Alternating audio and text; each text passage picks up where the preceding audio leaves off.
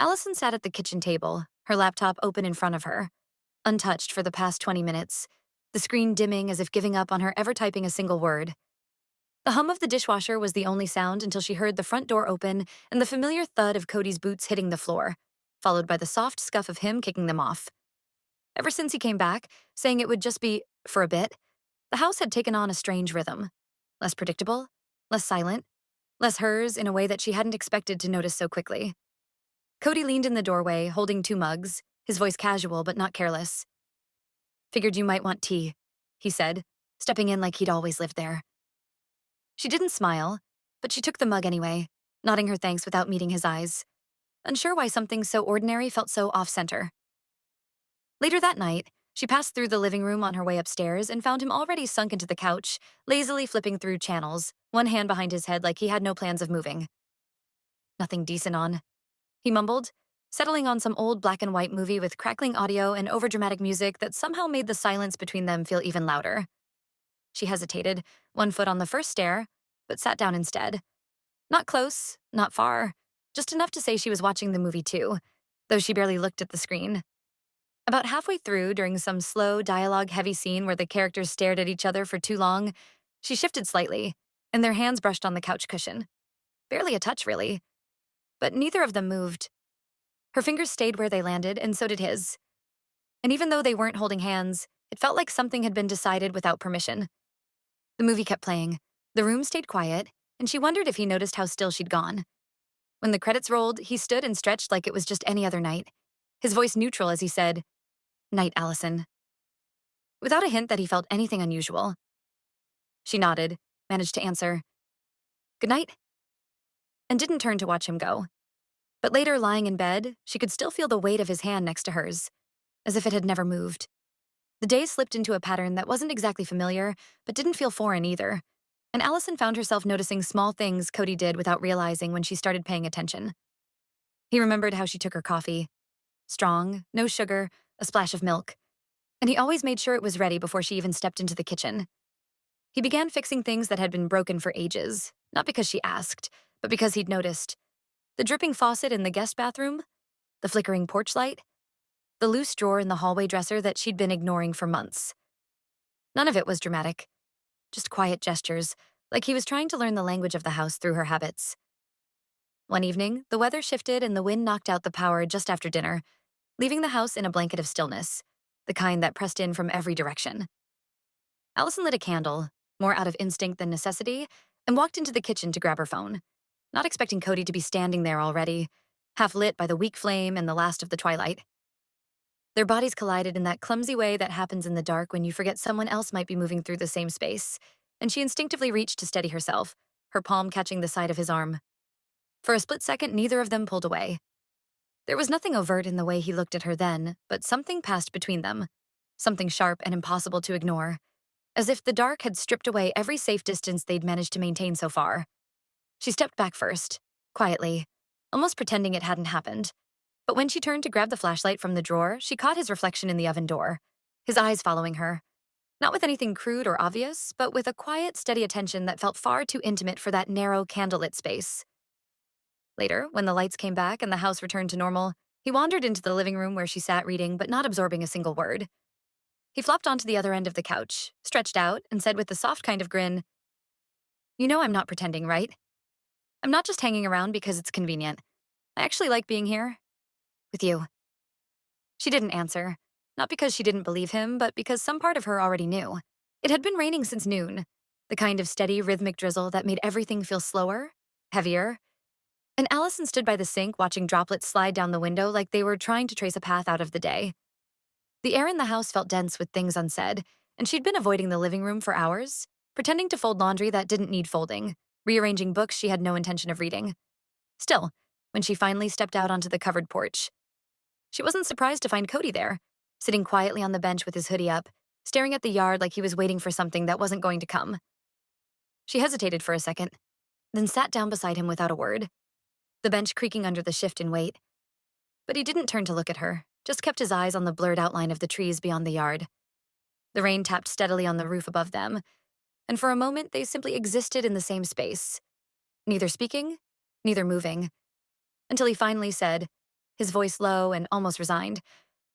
I didn't stay here just because I had nowhere else to go. She opened her mouth to respond. Something safe and neutral already forming. Something like, I know, or you don't have to explain. But the words didn't come, caught somewhere between her chest and her throat. Stuck not from fear, but from the terrifying clarity of what she already understood. He turned to face her then. Not suddenly, not dramatically, just enough to meet her eyes. And there was something so unguarded in the way he looked at her that it made breathing feel like effort. When he leaned in, it wasn't rushed or uncertain, but deliberate and impossibly quiet, as if he knew that even the slightest bit of pressure might break the moment entirely. His lips touched hers gently, not searching for a reaction, but offering something she didn't quite have the strength to refuse. And for a few seconds, she didn't pull away. She felt the heat of it, the certainty, the shifting gravity that made everything else drop away. And then, with a breath she didn't realize she'd been holding, she leaned back just enough to break the contact. Not quite leaving, but no longer there. He didn't say anything right away, and neither did she. Until finally, her voice barely louder than the rain, she said, "We can't do this." Though it came out thinner than she intended. He nodded slowly, not in defeat, but in acceptance, and replied, "I know." But we did. The days that followed moved with a strange kind of weight, like everything inside the house had shifted slightly off balance, and Allison found herself reacting to Cody's presence as if it were a change in air pressure, subtle but inescapable. She began adjusting her routines without meaning to, avoiding the rooms where he lingered too long, timing her mornings so they would no longer cross paths in the kitchen, leaving early for errands she didn't really need to run. But no matter how carefully she arranged the space between them, the house still felt small, the silence between them too dense to ignore. Cody, on the other hand, behaved as if nothing had happened at all, walking through the rooms with the same quiet ease, joking about grocery lists, fixing the squeaky cabinet door, asking what she wanted for dinner without a trace of hesitation in his voice.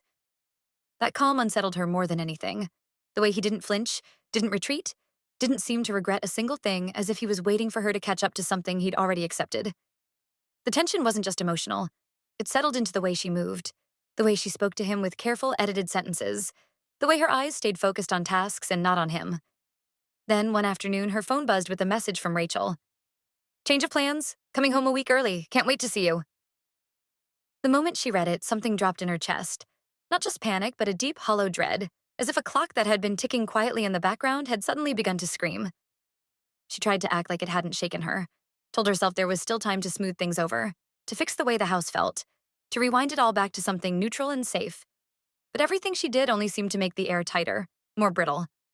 Every time Cody passed by, every time she caught the smell of his cologne lingering after he left a room, it felt like a reminder of something she no longer had control over.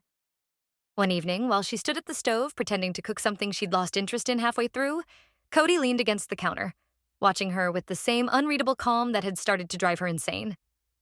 When she finally met his eyes, tired, frustrated, and ready to ask him why he was still here, he spoke before she could say a word. "You've already made your choice," he said, not accusing, not even disappointed.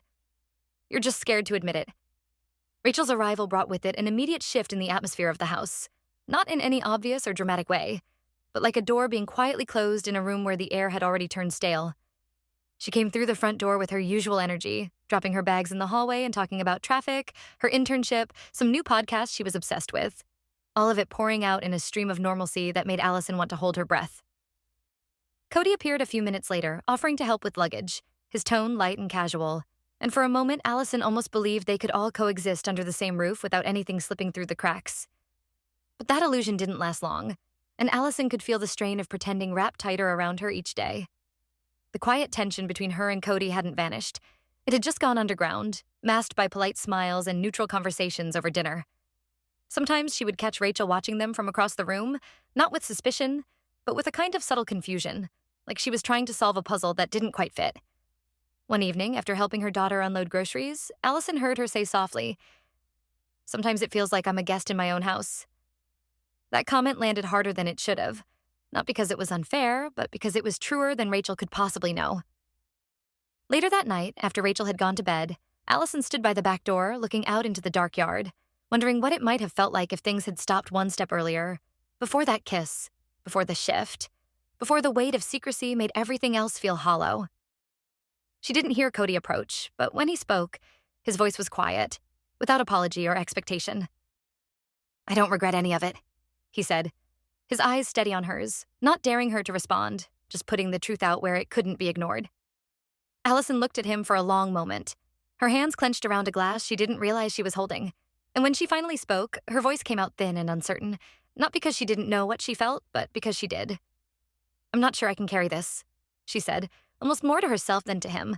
And for the first time, he didn't respond. He just stood there, saying nothing, while the silence between them did all the speaking. The morning started with nothing unusual. Rachel left for errands, the house settled into its soft, cautious rhythm, and Allison found herself moving through the motions with a kind of practiced calm she'd learned over the past few weeks. She was in the living room sorting through the mail when Cody walked in, not saying anything, just setting a cup of coffee down beside her and sitting on the armchair across from the couch. They didn't speak, but they didn't need to. There was a closeness between them that had stopped relying on words. Something just beneath the surface that both of them pretended wasn't there unless it broke through on its own. When the front door opened earlier than expected, neither of them moved quickly, because neither of them had anything to hide in the physical sense. There was no touching, no closeness in distance, but the silence in the room was thick enough that Rachel felt it the second she stepped inside. She stood in the doorway with her keys still in her hand, looking from one of them to the other, not accusing, not confused, but already understanding too much before she said anything. "How long has this been going on?" she asked, not loudly, but with a kind of quiet finality that made Allison feel like the ground had shifted beneath her feet. Allison opened her mouth, but nothing came out, because there was no version of the truth that sounded acceptable, no sentence that could make any of it less raw. Rachel waited only a second longer before turning away without waiting for a reply, walking past them and disappearing into the hallway, leaving Allison frozen in place, unsure whether to follow or just vanish. By late afternoon, the air in the house had gone completely still, as if everyone inside it had agreed not to speak unless absolutely necessary. The knock on the door around 6 wasn't a surprise, though it still made Allison's stomach tighten. Grayson walked in, suitcase in one hand, his expression unreadable, and Rachel stepped forward without hesitation, her voice steady. "I told him everything," she said. No bitterness, no drama, just the plain delivery of a fact that couldn't be undone.